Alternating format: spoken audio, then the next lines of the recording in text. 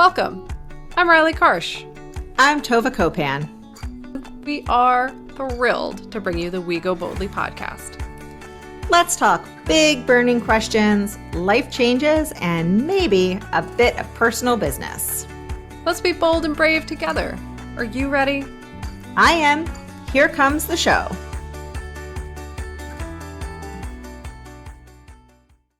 Hello and welcome to We Go Boldly, the podcast. We are so happy to have you with us today as we continue season 8, talking about unlocking what holds us back. And today we have a very, it's almost something we've talked about in the past, but it's a new twist on what we've talked about. And I'm excited about this conversation. I did the research. My outline is a little apparently salty, which doesn't come as much of a surprise, but that's the way it goes. And but before we dive in, I am, as always, going to welcome my co-host, the fabulous, fantastical Tova, to the show and kick us off. How are you doing today, Tova? I mean, listen, if I'm to be honest with everybody on this call, I just exploded to you how I was doing before the call. That's true. So that I wouldn't we don't always do that, to be honest. Sometimes we do save the question and we're like live, like Regis. Well, it's not Regis and Kathy Lee anymore, but that's a Yeah, throwback. So I don't want to lie to our friends, but it's just been a weird day. But I will say, I had a great spring break with the kids, and also I'm very happy that it's over. Yeah, I feel that. I like routines, and I sometimes forget how much I like them until they're taken away from me. Until the kids don't have to be at school at a certain time anymore. Yeah. Yes, I would agree with that. I have that very same feeling about spring break. I am pretty happy my kids are back in school, back to their normal routines, so we can just argue about fun things like lunches and whether or not they're going to wear shoes that day. Oh, so parenting tip. And maybe this doesn't work for everyone. I know it doesn't work for everyone, but so I'm a lunch packer and I don't like packing lunch. So I bought my kids lunch this week as like an easy transition. And it was like, it may be the best decision I made this year. It's so relieving when you don't have to pack. Well, and also, to be honest, like I just ordered groceries today.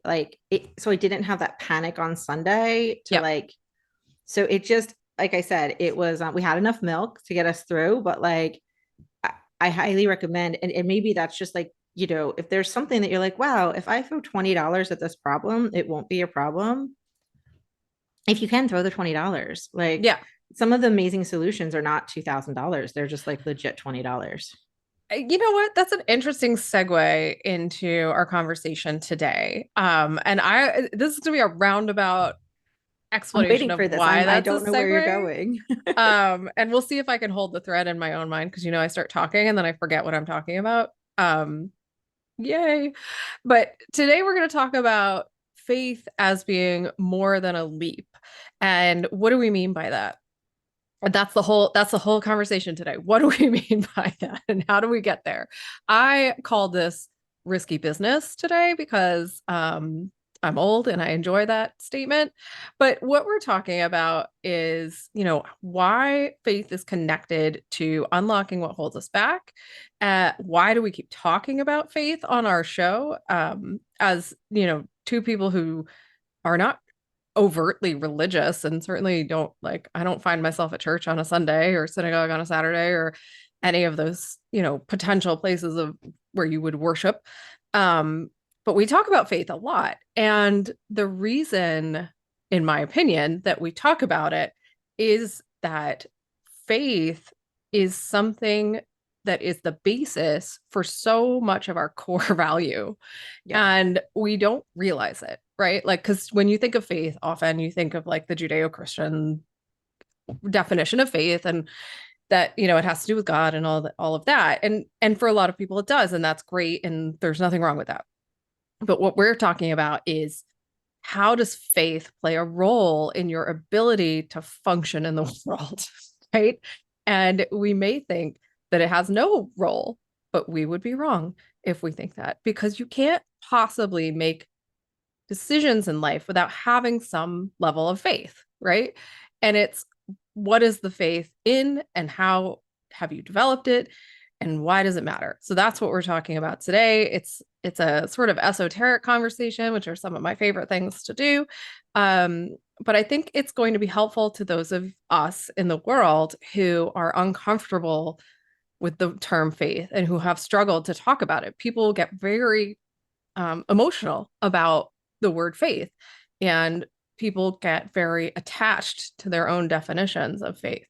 And what I would like for this conversation to do is sort of open up that discussion and allow us to be more, what's the word I want? More willing to hear other versions of faith and more willing to allow that possibility into our own lives. Well, and the way, so as I was, reading your outline and I've been thinking about this, and I kind of think of it as having like, I know, trusting yourself, but having a confidence in just the ability for you to make a decision. Yeah. Like, not even that you know what's going to happen next. Cause I think that a lot of times, like, people, as we've learned in this experience of doing the podcast, the definitions that we think of certain words and the definitions of other words and the definitions that other people think of words are so different.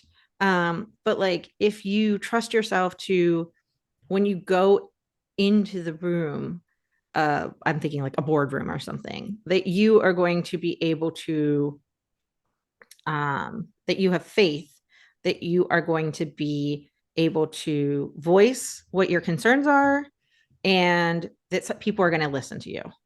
Now, what I think is interesting, and I think what is different about maybe other ways to think about it, and even the word confidence, is we're not talking about necessarily faith in an outcome, but just like faith in the process. Right. And I so what I do as part of one of my day jobs, other than this one, is I work with law firms and their legal research platforms, and a lot of the conversations I have are about making sure that law firms are giving their associates the tools to feel confident in their legal research. Because what our research shows is these very bright, very well trained, at least well educated, if not well trained, individuals may spend an hour on their legal research, get an answer, and then spend the next 5 hours confirming that that's the right answer, because they just don't have faith that they can walk into a room and say, yes, this is the answer. And some of that has to do with like watching Legally Blonde and being called out, or some of it has to do with the bosses. But to me, faith is like, I'm taking all of the information that I have, that I know about myself, but then also maybe a feeling that like the universe also has my back here, and I'm going to be able to go to any whatever situation I'm putting myself in and, you know, do what it is that I want to do, not attach to the outcomes, but just do what it is that I want to do. Right. And the cornerstone of sort of what faith can do for you is that it can allow you to take risks, right? Which is what you're talking about. Now, the interesting thing, and this was the segue, I believe, that I was getting to, although as I warned you all, it left my brain for a minute.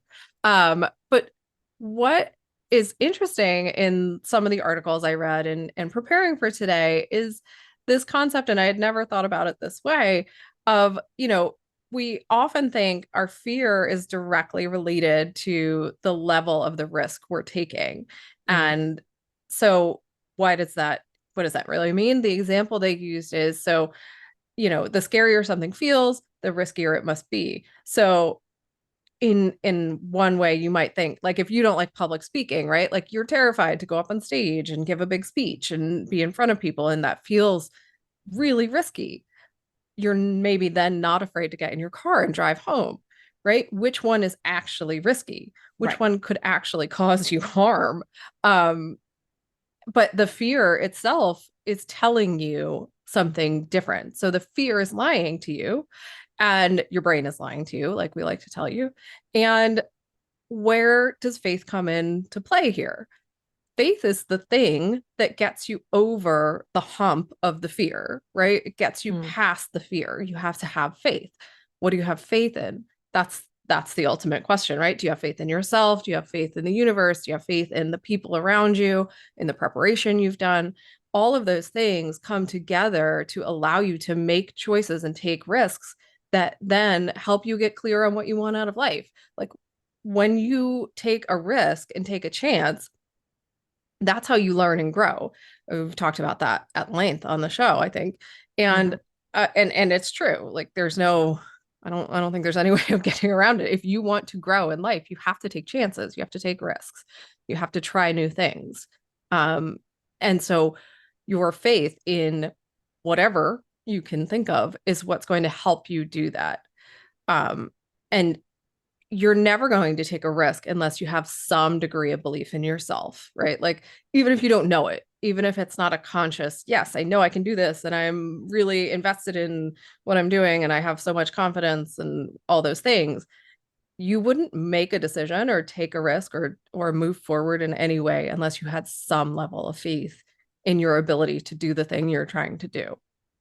Well, and I think what's so important in what you're saying is faith in your ability to do the thing. And I know I keep coming back to this like concept of like regardless of the outcome, but I just think it's so important. And what we've found as we've done these last however many episodes, 8, 9 episodes, that like so often what holds us back is an attachment to an outcome. And Mm-hmm. unless we can be sure of that.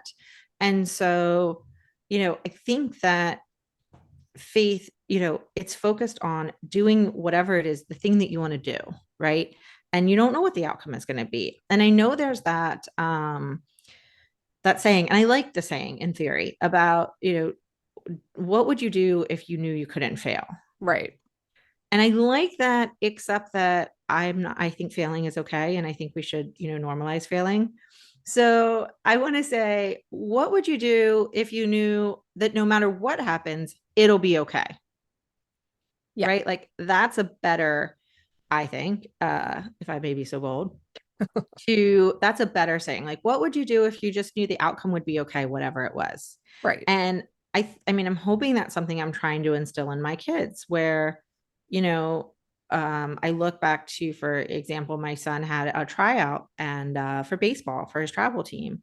And you know, we talk about like controlling what you can control, and what you can control is doing your best on the field.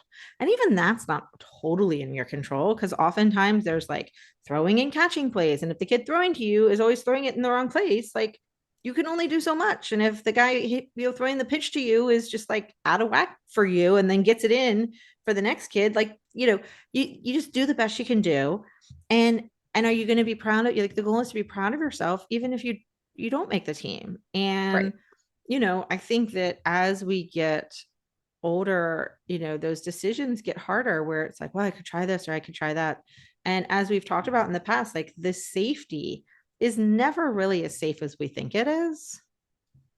And so we do need to cultivate this faith in ourselves and in just the world around us that we can do the thing, um, and be okay, that it'll be Yeah. okay. And to be okay regardless of the outcome, which is what you keep saying. And I think it just, we keep saying it because it's so hard to wrap your brain around this change in thinking, right? This is Yeah. not how we are culturally conditioned. We are conditioned to reach for the outcome and not really focus on the process of how we Well, get there. and I think what's important is like, okay, here's an example of like where like it wouldn't be okay. Like I'm not a race car driver. I'm not trained as a race car driver. If if I decided to somehow like buy my way into a race and try to drive, there's a good chance that just doing the thing, I would not be okay.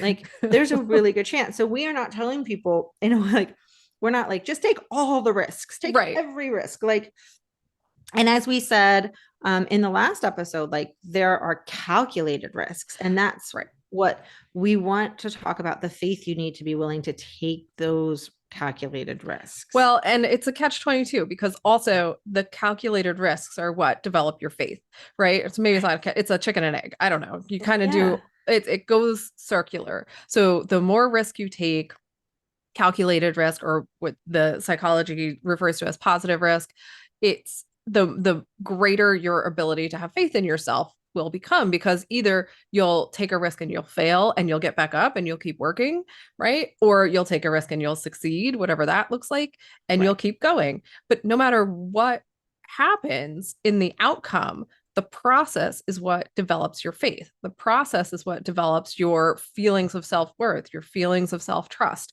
all of these important elements to believing in yourself, all of the ways in which we build ourselves up. And they have to do with this cycle of, I'm going to take a chance, I'm going to deal with the outcome of whatever, and I'm going to use the process to grow. And then I'm going to keep doing that over and over and over again for the rest of my life, right? Sounds exciting.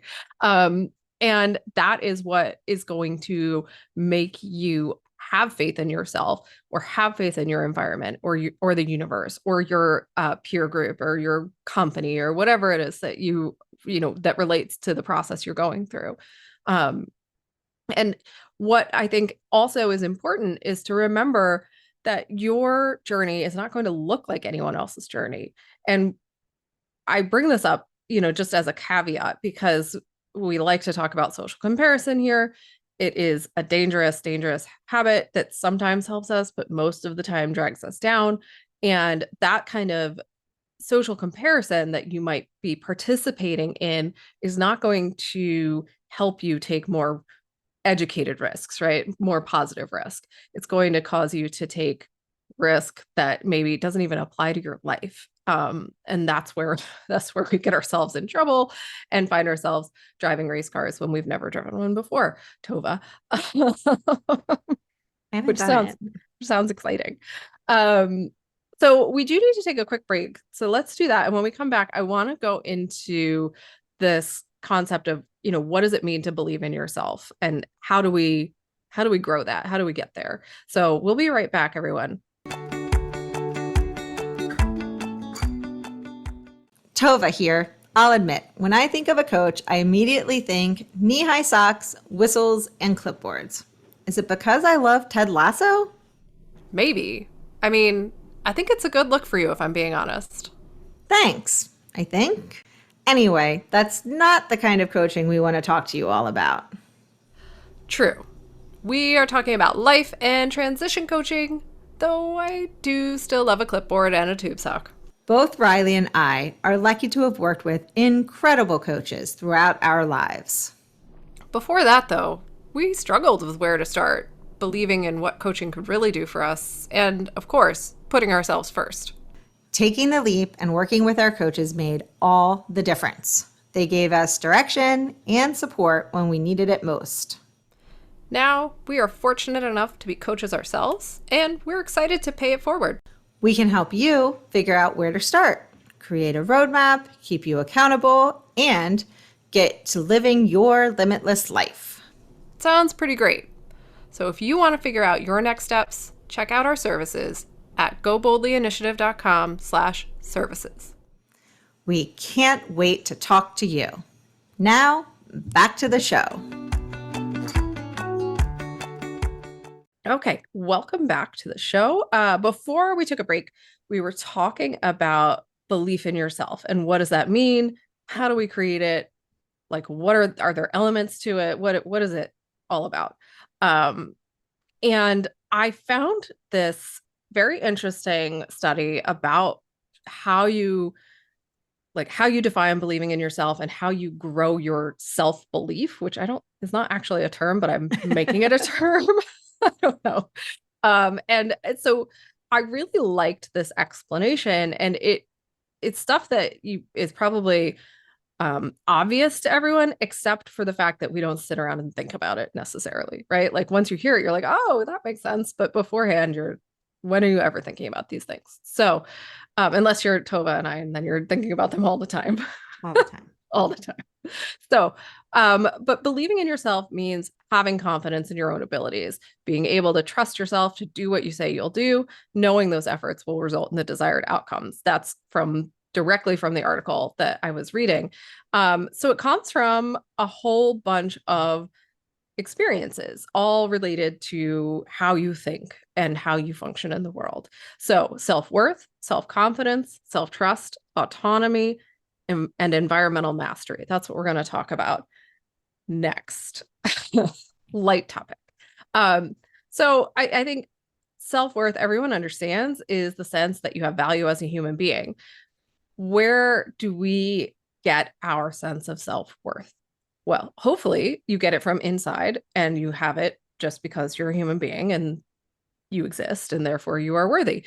But if you're like most of us, you have to actually work on it and grow it and, get rid of some of those negative thought processes that barge their way in and voices in your head from your past that tell you you're not worthwhile. Um, and you have to work through all of that. But growing your sense of self-worth can be done, right? Like you can increase your sense of self-worth. You can do it by being kind to yourself, by practicing, by engaging in self-compassion. We've talked a lot about positive psychology on the show, about exchanging the words in your head for words that are actually objectively true, and a number of different ways. But that all will help you increase your sense of self-worth. Yeah. And like you said, we've talked about this a lot. Um, I think self-confidence is slightly different. I mean, it is I think we don't always see them as different, but it is different because it can be um you know more positive about the things that you can do, the qualities that you have, the strengths that you have. And so I think a lot of times we either don't see what we do, or we compare it to people who are like professional at something, and so we minimize it. Or I think about I guess I'm having a lot of baseball references this week, but I know that, like, my son worked really hard at getting better at baseball, and there was one last spring or summer or sometime he did some plays, and they were amazing. And I was like, that was a great play. And he was like, it was just a routine play. And it's like, well, for you now, it is a routine play. 6 months ago, you would not have been able to do it.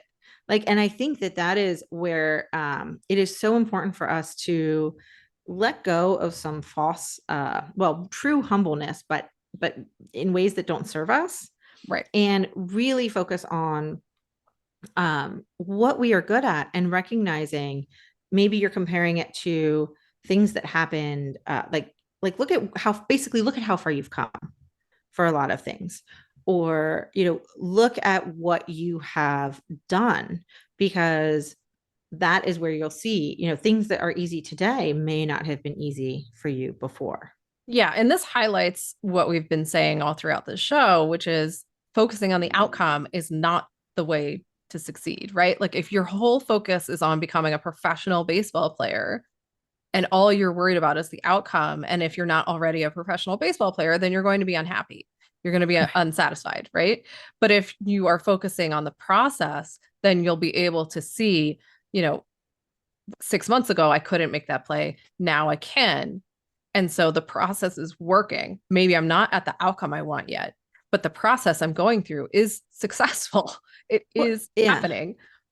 And I think that's really the focus of like the growth mindset of, Yes. and the stuff that our hopefully all of our kids, I know my kids' elementary school is like very big on the growth mindset of it all.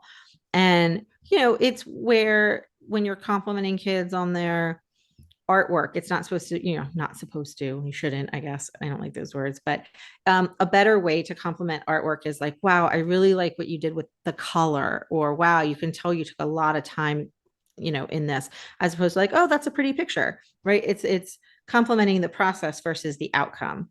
Right. And I just think that, yes, you're right. We put so much on the outcome. And also we constantly, if you're a goal setter, if you're a person who is constantly kicking the ball down the road because you're constantly reaching for more things, it is important to set time in your life to look back. It's one reason that we are such big fans of celebrating, because you should mark your accomplishments as they're happening. And that, because oftentimes if you don't do that, you don't even realize that they've happened. Yeah. Yes. And I also think the big difference between self-worth and self-confidence is that self-worth is intrinsic to who you are as a human, right? Like it just exists and you don't have to do anything to be worthy. Self-confidence is about skills. It's Yeah. about learning and it's about growing.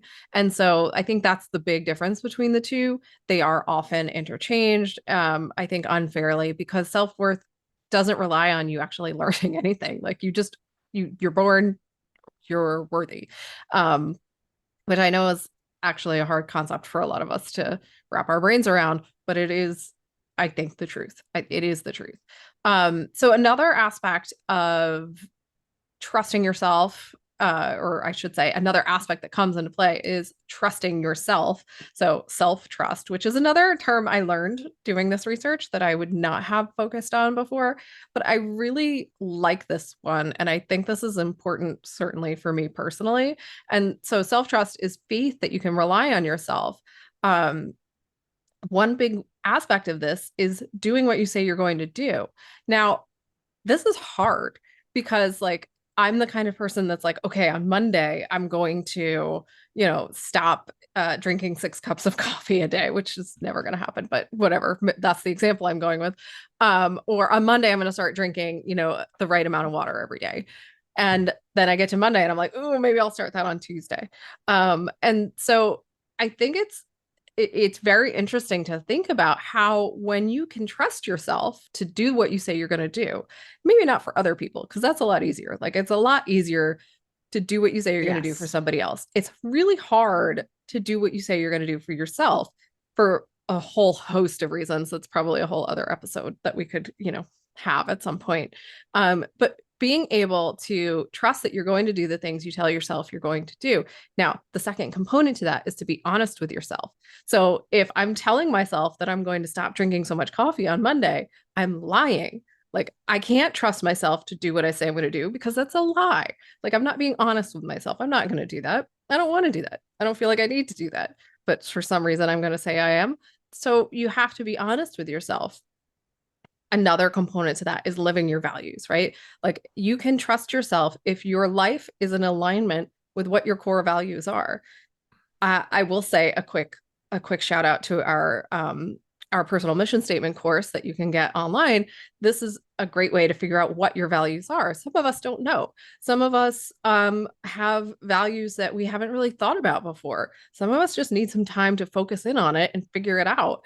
Our mission statement course will help you do that. So check it out if you are interested. But then the final component to self trust is being clear. So if you're just being muddy with yourself, muddy with your words, muddy with your actions. If you're not really like honing in on things in a clear and specific way, it's harder to trust yourself. So I just like this one really struck a chord with me because it's something that I think I need to work on for myself, but it just also makes a lot of sense in a way that I hadn't thought about it before. Well, and so this is definitely one of my favorites. And just the very first concept of being able to rely on yourself. And I think that it also means you have to prioritize yourself. Yeah, I think so often, your kids can rely on you to feed them breakfast or get them breakfast. right. But I will tell you, it is 10:27 right now, and I made a shake a half an hour ago, but because I was running late, I will not be drinking it until after this. And I've been up for 4.5 hours. So I am not good at relying on myself and prioritizing myself to make sure I get breakfast in a timely manner. And I think that if you can't do those things, it is very, very hard to trust yourself. And it is very hard to have faith in yourself to do what you want to do. Now, you might know that, okay, I'm one of those people who does a better job when other people like when somebody else is relying on me, and that's great. But depending on what you're trying to do, maybe you're trying to write a book because you're a writer and you love to write. Well, until you get to a certain level of the book writing where you have an agent and an editor and all of these other people who you have to be accountable to, you have to figure out a way to be accountable to yourself. Now, maybe being accountable to yourself looks like finding a writing partner or a writing coach or a writing group, right? there are ways if you aren't good at relying on yourself, but it still means you have to prioritize yourself because it still means you have to figure out the ways to build in things that will help you hold yourself accountable. And I think, I don't think that's really cheating. Like, I think that saying, I know that I can rely on myself when somebody else is expecting something of me. And so to make sure that this works, I'm going to make sure that that happens and I'm going to prioritize myself and, make sure that, that happens. And so I really think this reminder that we have to be willing to rely on ourselves and we have to put in the work to know that we can rely on ourselves is a really important and necessary component of having faith in yourself. Yeah, it's especially important in this thing that we keep talking about of not focusing on the outcomes, right? Because Yeah. if you are able to rely on yourself and things go sideways, which they do so often, you need to be able to rely on yourself and trust yourself that you will get through that process, that Yeah. you will be okay on the other side of whatever has gone awry, right? Like that's a big part of self-trust is that you know that no matter what happens, you can rely on yourself, you can get through it, you can deal with it, and you'll be okay. I think that's such a huge component to stopping the heavy focus on outcomes that we all sort of suffer from. Yeah. A couple more, just smaller ones before I take a quick break. Not smaller ones. Autonomy is not small, but Tiny. some other things are, autonomy is feeling able that you can choose and direct your own behavior. So making sure that you do have control because a lot of this, I'm going to say it doesn't matter, but if you're not in a position to be making choices about yourself, then it's hard to rely on yourself to be able to make choices. Right. And then the other one is environmental mastery. So, is your belief that your efforts can result in the changes that you desire, which maybe this has to do with like, I don't know, me race car driving and the fact that like I don't actually have the ability to drive a race car. And so I've not mastered that. And so I think that, this is where the calculated risk of it all comes in. And, and you see it sometimes. I think women, I know I said we are going to take a break, but I lied. I think women are especially bad at recognizing what they are good at and where their skill set can be of use. And I think I've talked about this before, but I'll talk about it again with my brief stint as a recruiter when I would speak to men and say, oh, well, this job focuses on life sciences. It's a legal job, but it's an attorney position that has life sciences in it. And a man might say something along the lines of, oh, yeah, I took a life science class into my undergrad. Well, yeah, I'll try that. I'll put my resume together. And a woman will say, well, I majored in life sciences and got my degree in that, but I haven't worked on it for like 3 years. It's like, what now?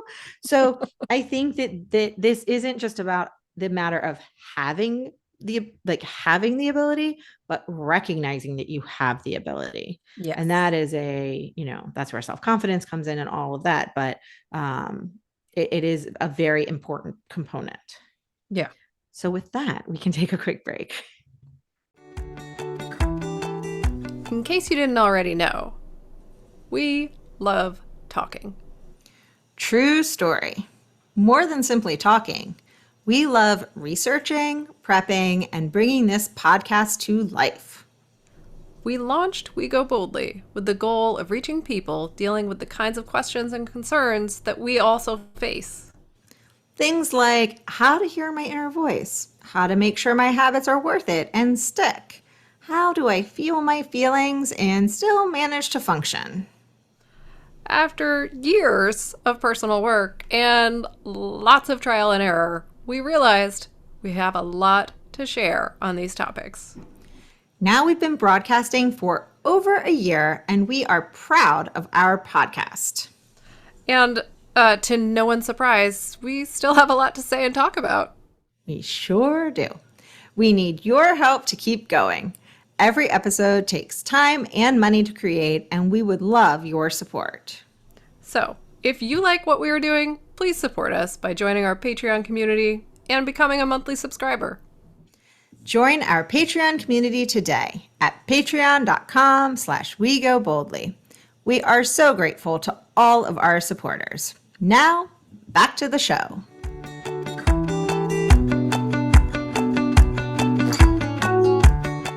And welcome back. So I'm gonna hop in, but I'm just gonna turn it right over to you, Riley. But I love this idea that you put forth that faith requires active participation. And I know that I think we've clarified what we're thinking about with faith, but I still think that people often think like, well, if I have faith in something, then it will just happen. And I now I know we said we're not going in the whole Judeo, Christian belief of faith, but there's the story that I love, and it is applicable where someone is in a flood and they're on, they keep praying to their God that says, please save me, please save me. And they like climb to the top of the house and a helicopter comes and they said, no, no, God's going to save me. And like a boat comes and they're like, no, no, no, God's going to save me. And then of course they die and they go to the gates of heaven or what, as the story goes. And God said, like, why are you here? What happened? And he's like, well, I was waiting for you to save me. And he's like, I sent a helicopter, I sent a boat. And I know that that's not the way we were thinking of faith, but I just love that story so much because faith is not just saying, oh, I have faith and I'm just going to sit here and it'll all work out. Because that's not how it works. No, it's not a passive experience. It is something that requires you to get engaged in your own life and really focus in on, right? And what we just talked about before the break is exactly how you sort of grow that ability, right? You increase your self-belief, and that helps you have faith, but you have to actually do something for it to work. Like the story you just, told or reiterated, I guess, is accurate in the sense that like sometimes we think we have faith in ourselves to do something and we start doing it and we don't realize that, like, again, because we're so focused on the outcome that we want, we don't realize that all the little offshoots that are happening as we're going through the process is in fact the more preferable outcome, right? Like you don't even notice that if you're so honed in on like, I've got to read 100 books this year. And so you're just like tearing through books and you're not really paying attention.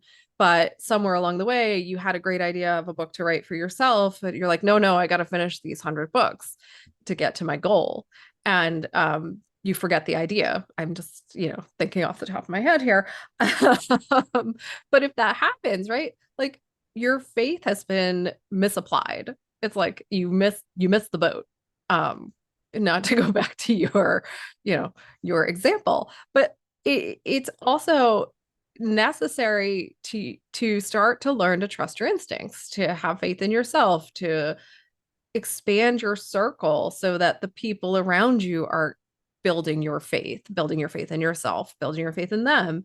And then of course, as we were saying before, it requires information. So faith requires you to actually think about what you want to do. So you can't, like you said, you can't just be like, oh, please let me get this job. No, you have to put in an application for the job. You have to like go for the interview. You have to be dressed in a way that makes sense for the interview. You have to answer the questions. You have, like you're doing something. It's not just like, please let me get it. And so when you start to gather that information to guide you and rely on your instincts and do all the things we just talked about, that's when you can take the leap of faith. And that's why I'm saying it's not really a leap of faith, is it? It's just faith. And so it's like an overnight sensation. It's not really an overnight sensation. There's like 15 years of work that went into that. And then suddenly you know about it. It's the same with a leap of faith. It's just not a leap. Well, it's like I have faith that airplanes will stay up in the sky, but only because the people who created and built the airplanes and went through all the schooling and the engineering, they did not just have faith, right? So So like I get to have faith. Right. And you have decades of evidence that they will stay up in the sky, right? Like Right. there's so many things that point at why we can have faith in that scenario. Um, so, how do you develop and grow again? How do you grow this unshakable belief in who you are? I don't think anyone has an unshakable belief in who they are. I think that's a fallacy.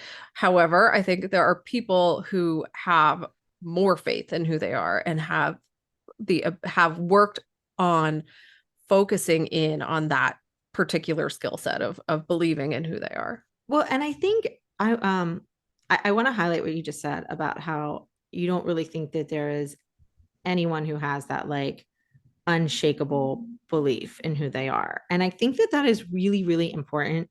And I look back to the books that I've read where Michelle Obama talks about President Obama and how he is a risk taker. Now, he is a risk taker with a Columbian undergrad education, a Harvard Law School degree, who, really trusts his own abilities, but he's also comfortable a little bit with the unknown, right? And so I can't imagine that he was always unshakable, but he's comfortable with being. I think the difference is it's not that people are unshakable, it's that people are comfortable being a little Yes. shaked, Yes. right? And Shaken. I shaken.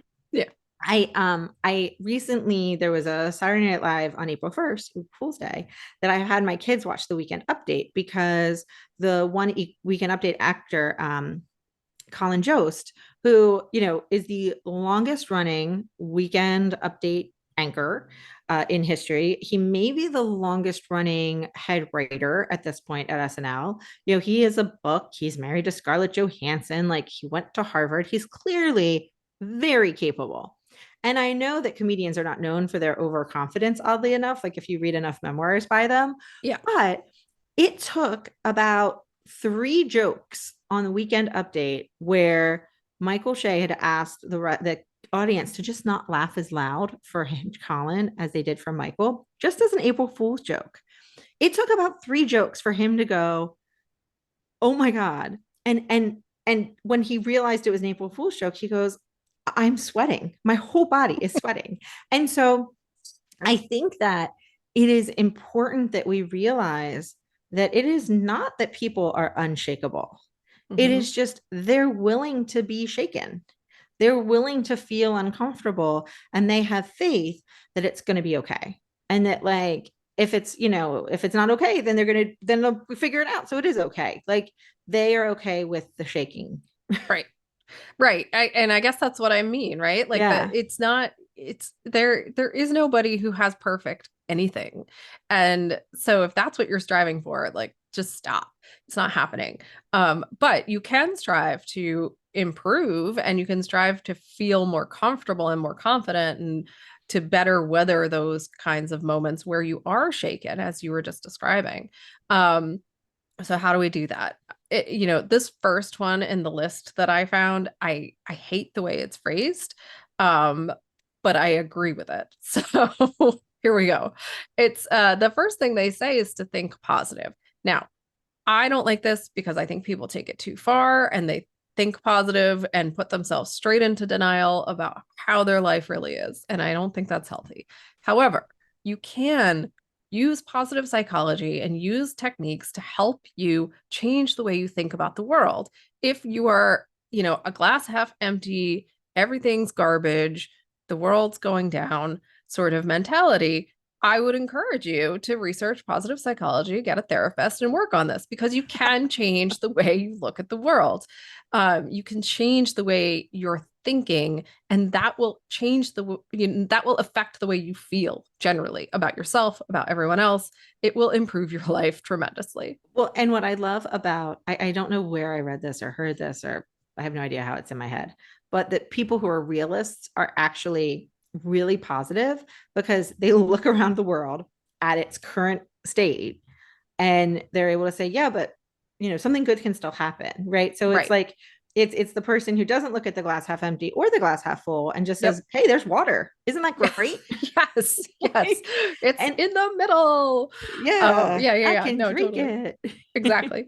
Um, no, and so we do not want to encourage this sort of toxic positivity where you're pretending like everything's okay when it's not, you're ignoring your feelings, you accept things that you should not be accepting in your life. That's we never want to encourage that. That's not healthy. But I do want to encourage you from my own personal experience to change the way you think about things, to affect the words you're using in your own head and the way you're looking at the world around you, because it will change your life and it will make your life better and it will make you feel better about yourself. Um, and as we said before, we want you to prioritize yourself. So that's Yeah. a good way to start. Another easy-ish way to do this is to set goals, but you have to set goals that make sense, right? Like you can't set goals that are completely unattainable. I am never going to be, at NASA, right? Like that's not happening in my as an astronaut. That's not happening in my life. Um, and so if I set the goal to become an astronaut now when I'm almost 45 years old and I've never like studied science or like science, it's an unreasonable goal. But if I set a goal to drink more water, that's a pretty reasonable goal and I can do that. Um, so, you have to set goals and you have to make them make sense for you. And that will help you believe in yourself because you'll be able to do them and you'll be like, oh, look, I did it. I know I can do it. I can trust myself. I feel confident, all of those things. And I'll just add also setting goals with purpose, not an intentionality, not just for the sake of setting goals. So Yes. I know, like literally just last week, we said that goals are good for your mental health. You should set goals, all this stuff. But let's say you're in a job that you really like, you really enjoy your job, but you just feel like you need to get a promotion. And you need to get a promotion because that's a thing people do. They Mm. get promotions. And then suddenly you get a job that maybe you're not good at, that maybe you don't like. I mean, so often you hear about people who like get promoted that one level above where they really peaked at being good at something. And so I would just say, like, in addition to making them make sense and alignment of who you are, just also make them make sense in the sense that like it's a goal worth having. Yeah. And it's especially like I think of computer programmers this way. Like sometimes you're pushing for the promotion, and like say you're writing code all day long and you love it. Like it's your thing, it's your jam, you enjoy it, you're debugging, doing whatever it is that you do when you program stuff. And then suddenly you get a promotion to management. Guess what Yeah. you're not doing anymore? You're not debugging anything. You're managing people. And that is a whole different realm of skills of day-to-day life than if you were programming computer code. So like you were saying, make it make sense. Like don't pick a goal that is going to put you somewhere you don't want to be just because you think you're supposed to want it. Um, and then that goes to the next thing in the list, which is to be passionate about what you do. I feel this so deeply. I think, we've talked about people who are content to just 9 to 5 it, clock in, clock out. They don't really need to care about what they're doing every single day. And that's okay. Like if that works for you, that's fine. But you have to have something you're passionate about in your life. Like you Mhm. have to have something in your life that fuels you, that's like that rocket fuel in your body that you're excited to do. Otherwise life is boring. Life is like stagnant. You don't get anywhere emotionally, and that is the opposite of what we want for you guys. We want you to have that emotional growth, and it might be your career, and it might be like volunteering or a hobby that you have, or, maybe you really love riding horses. And so after work, you get to go ride horses every week. And whatever it is, have something you're passionate about, grow that inside yourself. Yeah. The next one is be gracious. And I like this concept because I like that it focuses on patience and helping others. And I read something interesting the other day that was like, oh, this new world of new psychology is all about selfishness and focusing on yourself and like and I think that kind of is missing the ball because I think so often people's passions are helping other people, Right. or people are helping other people but they're not able to do it as much as they'd like to because they don't focus on themselves and they are burnt out. um But I also like this idea of being gracious, of asking for help when you need it. And we've talked about this a lot, about how you can't truly live in a world where everyone's willing to give help, but nobody's willing to ask for it. So you need to be willing to do both. And I think that there is wonderful faith that can be built in yourself when you're able to help other people. But also, when I finally got in a job where I was comfortable to ask for help, and that was not when I was practicing law because I was terrified, but when I was finally able to like get in a job where I was willing to ask questions and ask for help, it was such a relief, because I wasn't even sure at that point that I knew how to do it anymore. And so I think asking for help is incredibly important. And I knew that I was able to take on more then, because if I hit an area that I didn't understand, I could ask for help, and I would ask for help. Um, I'll just go with the next one too. Keep good company. And we've talked a lot about this, but surround yourself with people who are taking risks and have faith, and, see the glass as having water. And, whatever it is, but, the books that talk about how you are the five people that surround yourself with are not all wrong. There's a really important component to that. It is very hard to have faith in yourself, no matter how much you believe in yourself and how much confidence you have in your abilities. If you are around people who are constantly pushing back on you, it just takes too much energy, frankly. You won't have energy to go after your goals, because you'll just be constantly proving that you're good enough to even have the goals. Yeah, absolutely. I'll just quickly run through the last few because we need to wrap up pretty soon. Another important component is to establish grit. There's a great novel out there or book out there that we've talked about before called Grit. We encourage you to read it.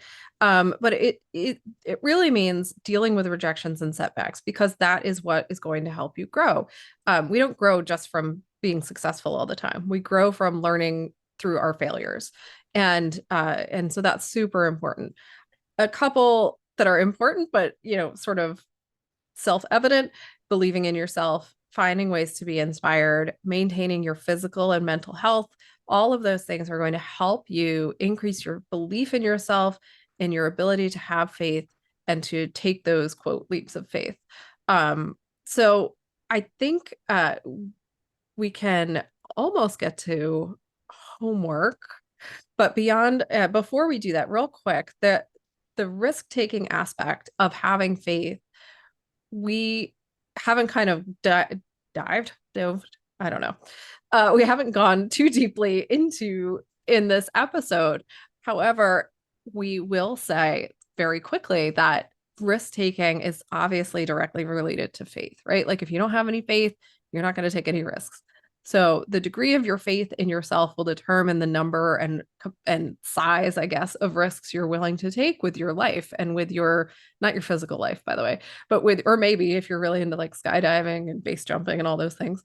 But, you know, some roadblocks to risk taking are things like fear, perfectionism, overthinking, procrastination, denial, and dependence on security. I think that last one is the biggest one for most people, that and fear.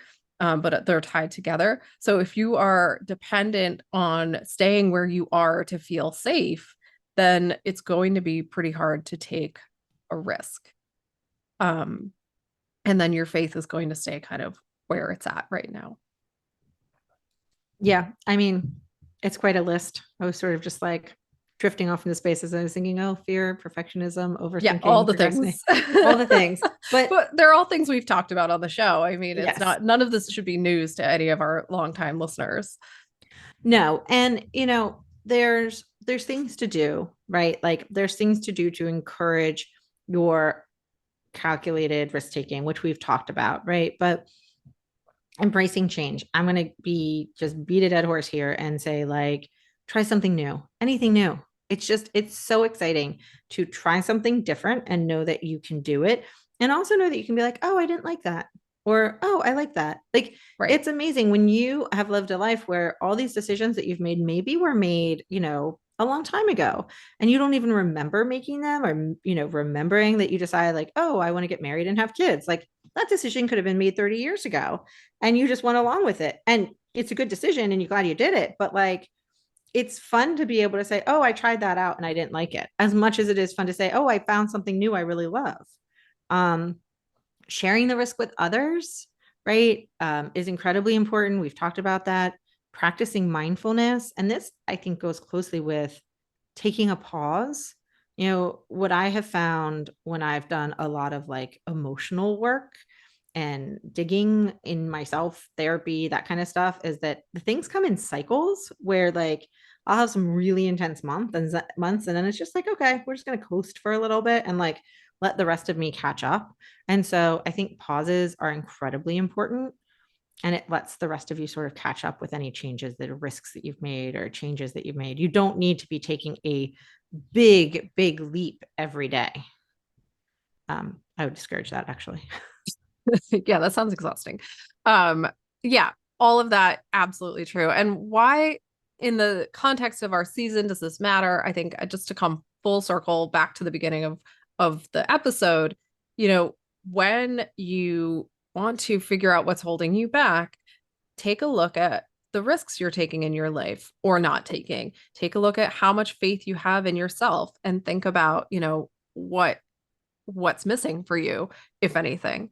And that, of course, leads us to our homework for the week. And that is for you to take the week and try every single day to take one little step towards building your belief in yourself, whatever that requires. If it's, focusing on your self-worth, focusing on your self-confidence, focusing on your autonomy, whatever it is, we gave you a whole list.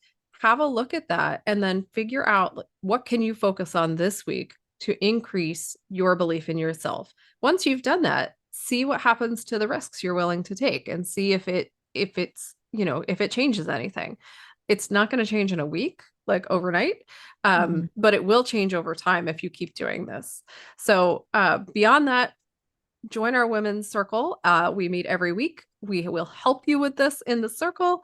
And other than that, I think that's it for this week, unless you have anything else, Tova. No, I'm excited to do some of this homework myself. I know. I feel like I always need to do our homework. All right. Well, with that, we will be back next week with more on unlocking what holds us back. And feel free to reach out to us anytime on all of our social media channels. Have a great week, everyone. Thanks so much for listening to We Go Boldly podcast. We know you're busy and we love spending time with you. If you enjoyed this week's episode, let us know.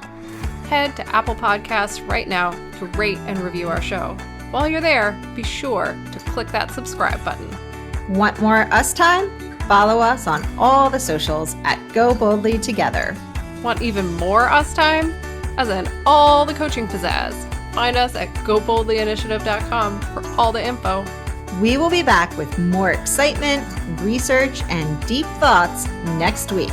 Until then, keep on being the bold, brave, amazing people we know you already are.